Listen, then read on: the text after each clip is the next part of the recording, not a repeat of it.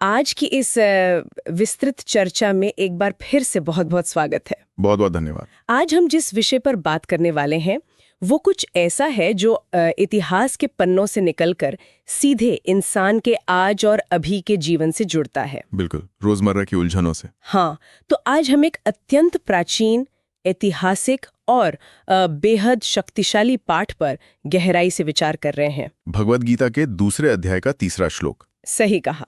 और आज हमारी इस चर्चा का जो मुख्य मिशन है या उद्देश्य कह लें, वो ये समझना है कि ये जो ऐतिहासिक श्लोक है ये केवल किसी पुराने युद्ध के मैदान की एक साधारण कहानी मात्र नहीं है, बल्कि अगर इसके मनोवैज्ञानिक पहलू को देखा जाए तो ये हर इंसान के जीवन में आने वाले डर, अपने कर्तव्यों के प्रति संघर्ष और उस डगमगाते आत्मविश्वास के बीच का एक बहुत ही सटीक और गहरा समाधान है। बिल्कुल, और इस चर्चा की शुरुआत में ही ये समझना बहुत जरूरी है कि ये पाठ आज के समय में इतना प्रासंगिक क्यों है।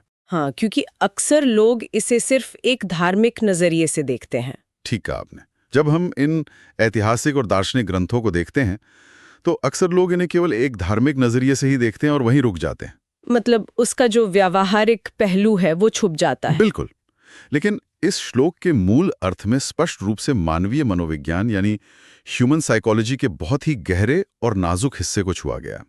ये उस विशिष्ट क्षण की बात करता है जब एक व्यक्ति का मन, उसकी भावनाएं और उसका वास्तविक कर्तव्य, ये तीनों पूरी तरह से आमने सामने आ जाते हैं। एक तरह का आंतरिक युद्ध है ना? हाँ, ये वो स्थिति होती है जहां इंसान को ये तय करना होता है कि वो अपनी भावनाओं के आगे घुटने टेकेगा या अपने जीवन के उस कठिन लेकिन जरूरी काम को पूरा करेगा। चलिए इसे थोड़ा खोल कर समझते हैं। हम सभी के जीवन में, चाहे हम किसी भी क्षेत्र में हो, कभी ना कभी कोई ऐसा मोड़ जरूर आता है जब परिस्थितियां इतनी भारी लगने लगती हैं कि लगता है बस अब और नहीं। बिल्कुल, इंसान टूट सा जाता है। हाँ, हम घबरा जाते हैं और बस वहां से पीछे हटना चाहते हैं। सब कुछ छोड़कर भाग जाने का मन करता है। पलायन करने का मन करता है। एकदम सही। तो आज हम जिस पाठ का विश्लेषण कर रहे हैं वो हमें ठीक इसी कमजोर कर देने वाली भावना से निपटने का सीधा और व्यवहारिक तरीका बताता है। ये एक बहुत ही दिलचस्प शुरुआत है। तो आइए सीधे उस श्लोक के अर्थ पर चलते हैं जो आज के हमारे इस विश्लेषण का केंद्र है। जरूर। इस श्लोक में भगवान श्री कृष्ण अर्जुन से कहते हैं, हे अर्जुन, यह कमजोरी तुम्हें शोभा नहीं देती, यह तुम्हारे जैसे वीर पुरुष के लिए उचित नहीं है। इस तुच्छ हृदय की दुर्बलता को त्यागो और युद्ध के लिए खड़े हो जाओ। अब जब कोई पहली बार इस श्लोक को सुनता है या पढ़ता है तो ऐसा लगता है जैसे युद्ध के बीचों बीच किसी को बहुत ही कठोर शब्दों में फटकार लगाई जा रही है, डांट पड़ रही है। हाँ, सतह पर देखने से ऐसा लगता है जैसे अर्जुन को डांट पड़ रही है कि तुम इतने कमजोर कैसे हो सकते हो। ऐसा लगता है जैसे उनके डर को अमान्य या इनवैलिडेट किया जा रहा है। यहाँ जो बात सबसे अधिक रोचक है वो यह है कि पहली नजर में ये भले ही एक बहुत ही तीखी और कठोर डांट लगे, लेकिन अगर हम इसके पीछे के मनोविज्ञान को समझें तो श्री कृष्ण यहाँ अर्जुन को बिल्कुल भी डांट नहीं रहे हैं। डांट नहीं रहे हैं? नहीं। देखिए, डांटने और सच्चाई का आईना दिखाने में बहुत बड़ा मनोवैज्ञानिक अंतर होता है। ये एक बहुत गहरी बात कही आपने। हाँ, यहाँ एक महान योद्धा को उसकी खोई हुई असली शक्ति और उसकी वास्तविक पहचान याद दिलाई जा रही है। मतलब उन्हें उनके असल स्वरूप से परिचित कराया जा रहा है। बिल्कुल। जब कोई व्यक्ति अपने जीवन के सबसे बड़े संकट में होता है, जब उसका आत्मविश्वास पूरी तरह से टूट चुका होता है और वो अपने फैसले लेने की क्षमता खो बैठता है, तब उसे केवल सहानुभूति देने से काम नहीं चलता। अक्सर अत्यधिक सहानुभूति इंसान को उसके डर में और गहरे धकेल देती है ना? एकदम सही बात है। ऐसे समय में उसे उसकी खुद की महानता, उसकी पिछली जीतों और उसकी असीम क्षमता की याद दिलाने की जरूरत होती है। ये श्लोक स्पष्ट करता है कि अर्जुन कोई साधारण व्यक्ति नहीं है, वे एक महान योद्धा हैं। लेकिन उस विशिष्ट क्षण में मानसिक दबाव के कारण वे अपनी वो पहचान पूरी तरह से भूल चुके हैं। तो ये जो शोभा नहीं देती वाली बात कही गई है, ये असल में क्या है? ये असल में कॉग्निटिव रिफ्रेमिंग का तरीका है, दिलाने का तरीका है कि तुम वो नहीं हो जो इस वक्त डरा हुआ और कमजोर महसूस कर रहा है। तुम्हारा असली स्वरूप कुछ और है। ये वास्तव में दृष्टिकोण को पूरी तरह से बदल देता है। मतलब ये केवल एक संवाद नहीं है, बल्कि संकट के समय में एक व्यक्ति को उसके डिनायल मैकेनिज्म से बाहर निकालने का एक तरीका है। बिल्कुल सही। जब इंसान टूट रहा हो, तो उसे ये याद दिलाना कि ये कमजोरी उसकी असली पहचान का हिस्सा नहीं है, उसके अंदर की सोई हुई ऊर्जा को वापस ला सकता है। यही श्लोक का असली उद्देश्य है। लेकिन एक सवाल जो इस पूरे परिदृश्य को देखते हुए मन में उठता है, मैं सोच रही थी कि एक ऐसा योद्धा जिसने जीवन भर युद्ध की शिक्षा ली, जो अजय माना जाता था, हाँ, जो अजय था, वो अंतिम क्षण में आकर कैसे बिखर सकता है? ये एक बहुत ही अहम सवाल है। या मनोविज्ञान का एक बहुत बड़ा पहलू काम कर रहा होगा। आखिर ऐसा क्या हो गया था कि जो इंसान कभी किसी बाहरी खतरे से नहीं डरा, वो अचानक अपने कदम पीछे खींचना चाह रहा था? यह एक बहुत ही गहरा बिंदु है जो इस पाठ के मूल में बसा हुआ है। अगर हम इस स्थिति का विश्लेषण करें तो पाएंगे कि अर्जुन किसी बाहरी दुश्मन की ताकत से या उनके हथियारों से नहीं डर रहे थे। उनका डर शारीरिक नहीं था। बिल्कुल नहीं, उनका डर शारीरिक नहीं था, बल्कि वो पूरी तरह से मानसिक और भावनात्मक था। मानसिक और भावनात्मक। वे मोह और दुख में डूबे हुए थे, और इसका कारण ये था कि उस युद्ध के मैदान में उनके सामने कोई अजनबी दुश्मन नहीं थे, बल्कि उनके अपने रिश्तेदार थे। हाँ, उनके अपने लोग और उनके अपने गुरु खड़े थे। ये जो मोह या अटैचमेंट है, यही उनके उस मानसिक पतन और टूटने का असली कारण था। भावनाओं और कर्तव्य के बीच का टकराव। भावनाओं और कर्तव्य के बीच का ये दुनिया का सबसे बड़ा और सबसे जटिल द्वंद्व है। जब सामने वे लोग हों जिनसे एक गहरा भावनात्मक जुड़ाव हो, तो इंसान का दिमाग अपने अंतिम लक्ष्य से भटकने लगता है। दिमाग सोचने लगता है कि क्या इस कर्तव्य को निभाने की कीमत इतनी बड़ी होनी चाहिए? एकदम सही। इंसान अपने ही कर्तव्य से पीछे हटने के लिए तर्क गढ़ने लगता है, सिर्फ इसलिए क्योंकि सामने खड़े लोगों से उसका मोह है। ये एक बहुत ही प्रासंगिक बात है। हम अक्सर मानते हैं कि संघर्ष हमेशा बाहरी दुनिया से होता है, बाहरी विरोधियों से होता है। लेकिन ऐसा होता नहीं है। हाँ, यहाँ ये स्पष्ट होता है कि सबसे बड़ी बाधा खुद के भीतर का भावनात्मक द्वंद्व है। चुनौती बाहर नहीं थी, चुनौती उनके खुद के अंदर थी। उनकी अपनी भावनाएं उनका रास्ता रोक रही थीं। और इस पाठ में यह भी बताया गया है कि श्री कृष्ण स्पष्ट रूप से कहते हैं कि ये जो समय है, ये भावनाओं में बहने या दुख मनाने का नहीं है, बिल्कुल, बल्कि ये समय अपने धर्म और कर्तव्य को निभाने का है। यहाँ ये समझना बहुत जरूरी है कि धर्म का अर्थ यहाँ किसी मजहब से नहीं है। हाँ, उस समय की सबसे बड़ी जिम्मेदारी से है। अगर हम इसे बड़ी तस्वीर से जोड़ें तो हम पाएंगे कि इंसान का मन अक्सर भावनाओं को एक ढाल की तरह इस्तेमाल करता है। ढाल की तरह मतलब बचने के लिए? हाँ, ताकि उसे कोई बहुत कठिन या अप्रिय काम ना करना पड़े। मन का ये स्वभाव है कि वो हमेशा आसान रास्ता खोजता है। ये बहुत ही सटीक विश्लेषण है। जब अर्जुन उस दुख और मोह को महसूस कर रहे थे, तो वो दुख दरअसल एक प्रकार का छिपा हुआ डर और मनोवैज्ञानिक कमजोरी ही था। इसी भावना ने एक महान योद्धा को उसके अंतिम लक्ष्य से पूरी तरह भटका दिया था। जब कर्तव्य सामने हो और वो कर्तव्य बेहद कठोर हो, तो भावनाएं अक्सर सबसे बड़े रोड़े के रूप में सामने आती हैं। मन कहता है कि मैं ये नहीं कर सकता क्योंकि मुझे दुख हो रहा है, जबकि असलियत ये होती है कि मन उस कठिन काम से बचना चाहता है। ये बहुत ही गहरी बात है। इसीलिए श्लोक में कहा गया है कि इस हृदय की दुर्बलता को छोड़ो। यहाँ जिस दुर्बलता या कमजोरी का जिक्र है, वो कोई शारीरिक कमजोरी नहीं है। बिल्कुल नहीं, ये पूरी तरह से मानसिक और भावनात्मक कमजोरी है। ये वो कमजोरी है जो इंसान को ये भ्रम देती है कि पीछे हट जाना या हार मान लेना एक नैतिक रूप से सही फैसला है, जबकि असल में वो सिर्फ एक पलायन है। बिल्कुल, वो एक भागने का तरीका है। तो इस सब का क्या मतलब है? मतलब? मेरा मतलब है ये जो ऐतिहासिक संदर्भ है, ये जो कुरुक्षेत्र के मैदान का दृष्टांत है, इसे हम आज के आधुनिक जीवन से कैसे जोड़ सकते हैं? हाँ, ये एक बहुत जरूरी सवाल है। अगर हम इसे हमारे रोजमर्रा के जीवन की चुनौतियों से, हमारे आज के कॉर्पोरेट स्ट्रगल्स या व्यक्तिगत जीवन के संकटों से जोड़ें, तो हम देखते हैं कि ये श्लोक सिर्फ अर्जुन के लिए नहीं है। ये हर उस इंसान के लिए है जो किसी मुश्किल स्थिति में फंसा है। आज के समय में जब कोई भी इंसान किसी कठिन परिस्थिति में होता है, तो वो भी इसी हृदय की दुर्बलता का शिकार होता है। बिल्कुल। मान लीजिए करियर का कोई बहुत बड़ा लेकिन जोखिम भरा फैसला लेना हो, जहां विफलता का डर हो, या किसी लीडर को अपनी कंपनी बचाने के लिए कुछ लोगों को नौकरी से निकालना पड़े। हाँ, जो कि एक बहुत ही कठोर और भावनात्मक रूप से दर्दनाक फैसला होता है। या फिर निजी जीवन में किसी ऐसे सच का सामना करना हो जो बहुत कड़वा हो। ऐसी स्थितियों में स्वाभाविक रूप से इंसान डर जाता है। लोग घबरा जाते हैं और उस चुनौती से पीछे हटने का प्रयास करते हैं। वे उस कठिन निर्णय को टालने के लिए मोह और भावनाओं का सहारा लेकर तरह तरह के बहाने ढूंढने लगते हैं। आपने बिल्कुल सही तरीके से इसे आधुनिक संदर्भ में रखा है। आज के समय में जिसे हम इम्पोस्टर सिंड्रोम या डिसीजन पैरालिसिस कहते हैं, वो इसी हृदय की दुर्बलता का एक आधुनिक रूप है। डिसीजन पैरालिसिस यानी फैसले न ले पाना। हाँ, जब व्यक्ति को लगता है कि मैं ये नहीं कर पाऊंगा या ये मेरे बस का नहीं है, तो वो असल में अपने डर को अपनी पहचान बना लेता है। और ये पाठ हमें यही समझाता है कि जब हम उस डर और घबराहट को महसूस करते हैं, जब हम उस स्थिति से पीछे हटना चाहते हैं, ठीक वही वो क्षण होता है जब इंसान को अपने अंदर की छिपी हुई असीम शक्ति को पहचानना चाहिए। एकदम सही। ये मनोविज्ञान का एक बहुत ही महत्वपूर्ण पहलू है। हम इंसान अक्सर ये सोचते हैं कि जब सब कुछ हमारे अनुकूल होगा, जब मन शांत होगा, तब हम अपनी ताकत दिखाएंगे। लेकिन हकीकत यह है कि ताकत दिखाने का असली समय वही होता है जब इंसान सबसे ज्यादा डरा हुआ हो, जब उसके हाथ पैर कांप रहे हों। बिल्कुल। कठिनाइयां और चुनौतियां जीवन का एक अनिवार्य हिस्सा हैं, एक ऐसा सच है जिनसे भागा नहीं जा सकता। इंसान चाहे कितनी भी कोशिश कर ले, वो अपने हिस्से के संघर्ष से बच नहीं सकता।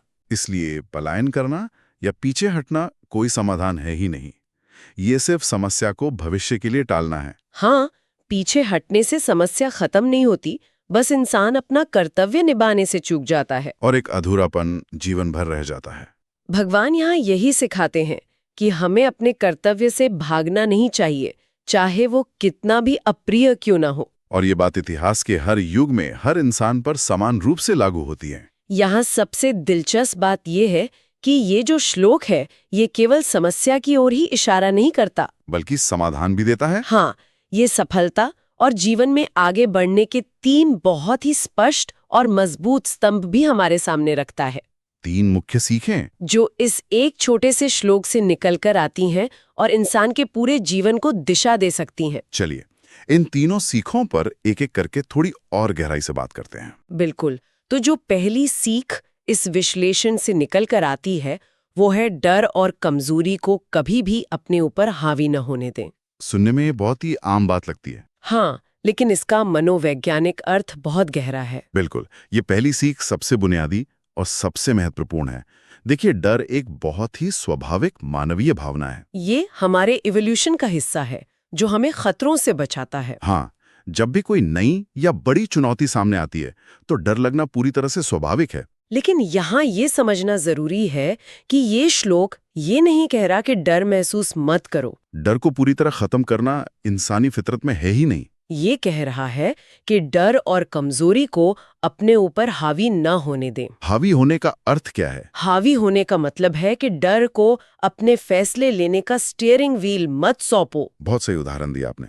जब डर इंसान के निर्णयों को नियंत्रित करने लगता है, जब डर के कारण इंसान कदम पीछे खींचता है, तब वो डर एक कमजोरी बन जाता है। डर लगना एक भावना है, लेकिन डर के कारण रुक जाना एक विकल्प है। इसलिए डर के बावजूद, घबराहट के बावजूद अपने कदम आगे बढ़ाना ही असली जीत है। इसी को सच्चे अर्थों में साहस कहा जाता है। ये एक बहुत ही स्पष्ट और जरूरी अंतर है, डर महसूस करने और डर के आगे घुटने टेक देने के बीच का अंतर। ये बात हमें स्वाभाविक रूप से उस दूसरे पहलू की ओर ले जाती है जिस पर यहाँ बहुत जोर दिया गया है। और वो क्या है? अपने वास्तविक कर्तव्य को गहराई से समझें और उसे पूरी निष्ठा के साथ निभाएं।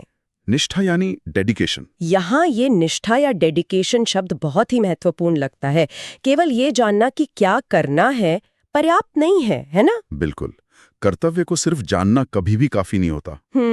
अधिकांश समय इंसान को अंदर ही अंदर बहुत अच्छे से पता होता है कि उसे क्या करना चाहिए, उसे पता होता है कि उसका धर्म क्या है। लेकिन उस कर्तव्य को पूरी निष्ठा के साथ निभाना दुनिया का सबसे कठिन काम होता है। निष्ठा का अर्थ है कि जब परिस्थितियां पूरी तरह से आपके खिलाफ हों, जब आपका अपना मन आपसे चीख चीख कर कह रहा हो कि ये काम छोड़ दो। इसमें बहुत दर्द है, बहुत मेहनत है या बहुत जोखिम है, तब भी अपने धर्म, अपने उस कर्तव्य पर अडिग रहना। जैसे अर्जुन का कर्तव्य एक योद्धा के रूप में धर्म की रक्षा करना था, अन्याय को रोकना था, भले ही उसके लिए सामने खड़े अपने ही लोगों से क्यों ना लड़ना पड़े। अगर हम इसे आम जीवन में देखें तो लोगों को कई बार ऐसे कर्तव्य निभाने पड़ते हैं जो भावनात्मक रूप से बहुत दर्दनाक होते हैं। एक सर्जन का ही उदाहरण लें। हाँ, सर्जन का उदाहरण बहुत सटीक है। जब एक सर्जन किसी का ऑपरेशन करता है तो उसका कर्तव्य है शरीर को काटना ताकि बीमारी दूर हो सके।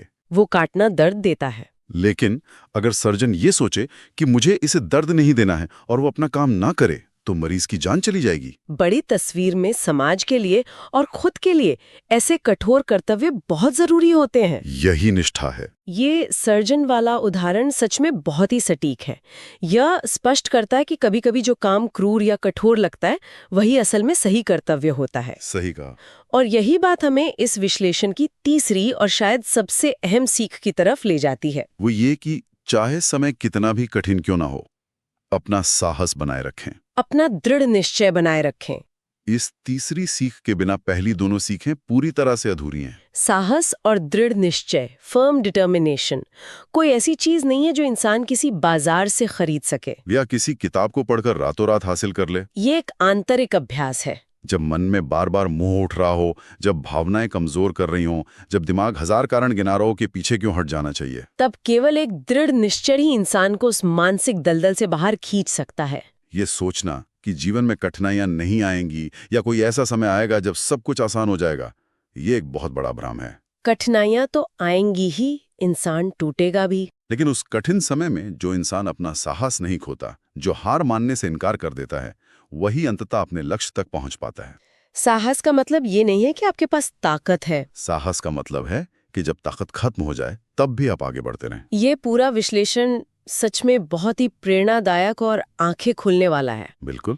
अगर हम इस पूरी चर्चा को एक जगह समेटने की कोशिश करें, इसके निष्कर्ष की बात करें, तो ये स्पष्ट हो जाता है कि ये प्राचीन श्लोक और कुछ नहीं बल्कि इंसान के भीतर सोए हुए आत्मविश्वास को जगाने की एक परम प्रेरणा है। सेल्फ कॉन्फिडेंस को जगाने की। हाँ, ये सिर्फ एक दार्शनिक उपदेश नहीं है, बल्कि एक तरह का कॉल टू एक्शन है। ये हमें रुकने नहीं देता। बिल्कुल, ये केवल विचार करने के लिए नहीं है, ये सीधे तौर पर कर्म करने का एक बहुत ही व्यवहारिक समाधान है। इस पूरे पाठ का जो अंतिम और सबसे शक्तिशाली संदेश है, वो मुझे सबसे ज्यादा पसंद आया। कौन सा? जीवन में जब भी कोई बड़ी चुनौती सामने आए, जब लगे कि अब आगे कोई रास्ता नहीं है, तो इंसान को ये विश्लेषण याद करना चाहिए और अपने अंदर के अर्जुन को जगाना चाहिए। अपने अंदर के अर्जुन को जगाना बहुत ही सुंदर बात है। इसका सीधा सा अर्थ यही है कि इंसान अपनी उस असीम क्षमता, अपनी उस शौर्य और अपने कर्तव्य बोध को याद करें, जिसे वो अक्सर रोजमर्रा के जीवन के मोह,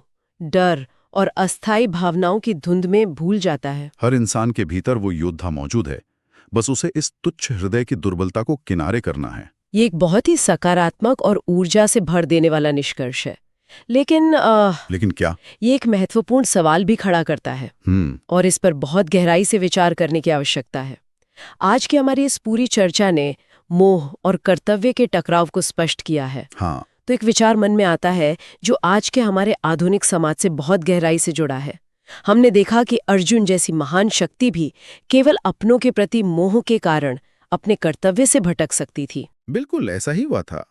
तो आज की इस आधुनिक दुनिया में, जिसे हम एम्पैथी या सहानुभूति कहते हैं और जिसे एक बहुत बड़ा सद्गुण माना जाता है, क्या वो भी कभी-कभी हमारे लिए एक मनोवैज्ञानिक जाल बन सकती है?